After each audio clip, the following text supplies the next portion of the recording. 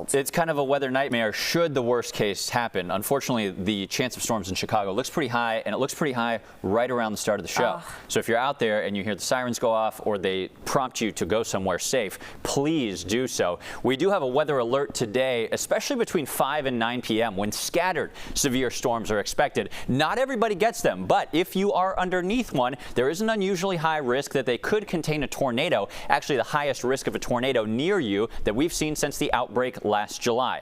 Other risks include very large and damaging hail and damaging wind gusts even outside of any tornadoes. This is all happening because of a very strong low pressure winding up for the next 2 days to our northwest. Ahead of it, we just have this really warm south wind pulling up temperatures to 82 degrees already in Chicago. It'll feel like summer, midsummer this afternoon. This is all fueling a 3 out of 5 enhanced risk of severe weather now dragged southward to include much, if not all, of our viewing area. So here's how this happens. Over the next several hours, we just warm up.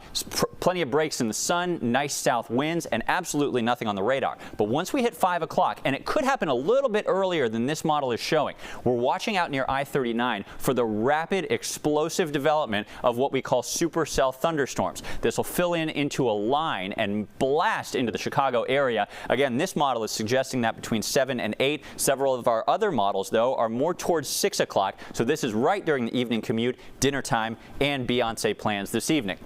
An hour later, they'll be charging through northwest Indiana. By 10 p.m., we are confident that the severe weather risk will be ending in our area. Should a tornado warning be issued, let's just file this away in the back of your mind for this evening. We want you to take shelter immediately. If you're in the car on your commute, find the nearest sturdy shelter. If you're at home, we'd love you in the basement, or at least the lowest level, away from outdoor walls and windows, and using anything you can to cover your head.